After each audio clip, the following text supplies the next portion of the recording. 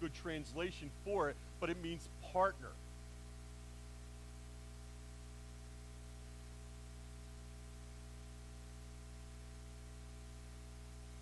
God has wired us to be in relationship so we can be vulnerable, so we can experience acceptance, so that we can know and be known, to love and to be loved, and always have a place to belong.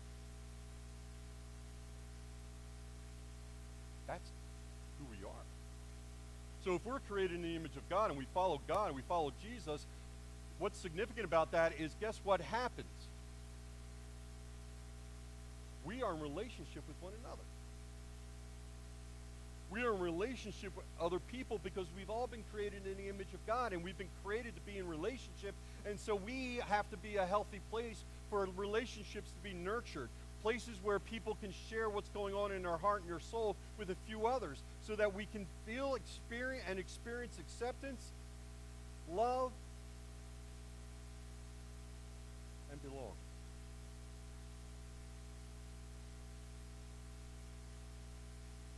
Where everybody knows your name.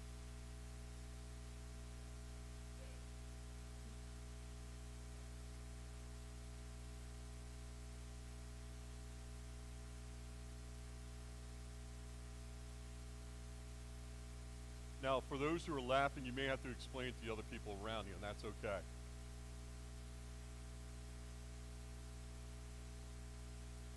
So the tagline of this sitcom back in the 80s, right? Yeah. Thing called Cheers, and it was set mostly in a bar, and their tagline was where everyone knows your name. And their song that they sang at the beginning was because they realized that people needed to feel like they belonged, and so they wrote this song. Their theme song, Making Your Way in the World Today, takes everything you've got. Taking a break from all your worries sure would help a lot. Wouldn't you like to get away? Sometimes you want to go where everyone knows your name and they're always glad you came. You want to be where you can see our troubles are all the same. You want to be where everybody knows your name. Why do you think you go by the bar on a Friday or Saturday night and the place is packed out? It's not because of the booze, my friends. It's because people want to be in relationship. And they feel that that's the only safe place they can be because it's the only place they are accepted and loved for who they are. Trust me on this. When you sit down with somebody who's done the bar scene, they will say to you, I know everybody. I go in and I'm like Norm. I walk in and everybody's like, hey! Why is that? Yeah, I know it's true. It's because it's in those moments that even though the person next to us, there has to be some commonality, some common ground, where we hurt, where we've experienced rejection, and we simply want to be in a relationship. So at the pinnacle of creation, God created relationship. And so my friends, as followers of Jesus Christ, or if you're not a follower of Jesus Christ, I want you to know that at least with me, and I know, guess what, this is what I know. And I had this conversation with our leaders this morning. This is what I know. You are the friendliest bunch of people I've ever met in my life. And I have to think it's because of your relationship with Jesus Christ.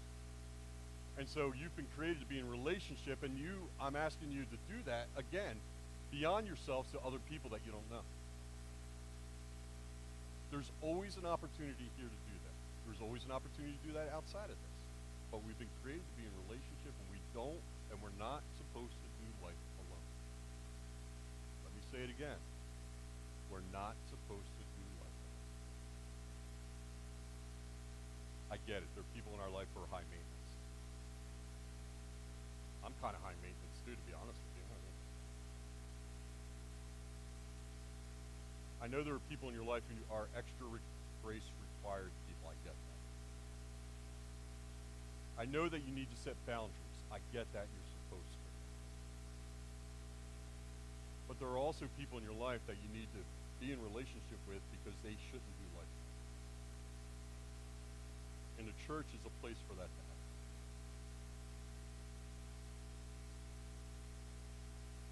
We're going to close our time. Stacy's going to come up and she's going to lead us in our final song this morning. It's going to be on the screens behind us. I'm going to ask you to stand with me. It's Blessed Be the Tie. That box.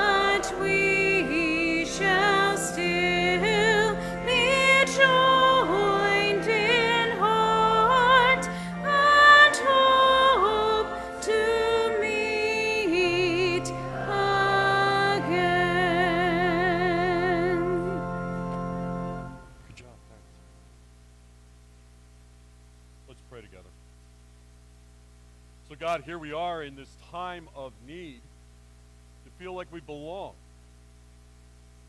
that we've been accepted, that God, when we're vulnerable, we won't be judged, that God, when we share what's going on inside of our head and our heart, whether it's questions about you, that whether or not you exist, and the doubts that we have in our lives, God, this is what we have to know, that the other people around us will love us right where we are. Because, God, it's in that we know you. So, God, enable us with the ability to do that. God, we're grateful for who you are and what you've done and what you continue to do. And, God, we realize that we need you in our lives. So, God, take us from here in the power of your presence to be what, God, you called us to be.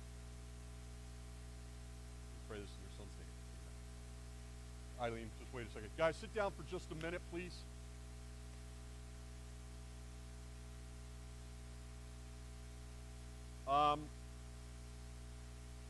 By the way, let me just start out saying it's all good. All right? It's all good. I have the opportunity, starting this Saturday to next Sunday, to be in Cuba. Not that spectacular, trust me. There's a lot of relief work that needs to go on down there. And the reason why there's a lot of relief going on down there, because a Hurricane Matthew swept through there. 900 people down there currently have nothing because of it. 17 churches down there have nothing because of it. A friend of mine's church said, hey, Chuck, we had a guy drop out. He's having back surgery. We'd like you to go. I said, all right. What's it going to cost me? He said, nothing. I'm like, all right. So what are we doing down there? He goes, we're going to connect with the pastor we always connect with down there, and we're going to provide what they need, whatever that may be. You have to understand something about the Cuban churches, the evangelical Protestant churches in Cuba. They're not allowed to exist. So we have it pretty good.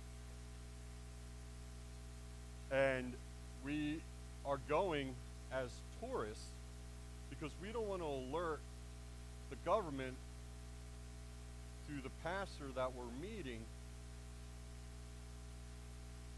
so we can do work with him to enable his congregation to be a congregation. I get to go. I get to represent the office. I get to go and labor, but I also get to go down and preach and teach as well. It's a phenomenal opportunity for me to do this because not only is it for me, but it's for you to get connected with a church in Cuba that is not allowed to exist. And so I get to come back and tell you all about it, but it's an opportunity I can't pass up. We have a special guest coming in next week, hoping and praying it works out for him to be here. I'll tell you a little bit more of that this week through email. My mom will be here on the 30th to preach. I know you love my mom. She's a great lady, great pastor. I will be here for Night to Light. Or I do this all the time. I say Night to Light. I don't know why I do that. Light the night. I'll be here. We'll talk about Cuba later. You don't need to talk to me about it that night. Let's focus on the kids and being present with those youngsters that need to know that we love them and that we have a space for them here. So I'll ask you to do a couple things for me. I normally don't do things last minute. I'm not a wing it kind of guy. I hate feeling that way. I got a lot to get done this week before I leave. So I need a couple things from you. One thing is I need you to pray for me. Second thing I need you to do is that we have a baptism next week, and there's some new people coming in, and they're a little nervous about coming in, and that's okay. I'd be nervous too. Love on them. Make them feel like they're a part of our congregation, even though you've never seen them before. Remind them that you're happy that they're here, and remember that we've been created to be in relationship with people. It's important. It's significant. It's necessary. If we're to be a healthy church, that's what we're supposed to be. So sorry I preached so long this morning. I loved it. It's one of my favorite things to talk about. So I'm going to ask you to pray for me, love on the people next week, and don't miss me too much, all right? You won't, trust me.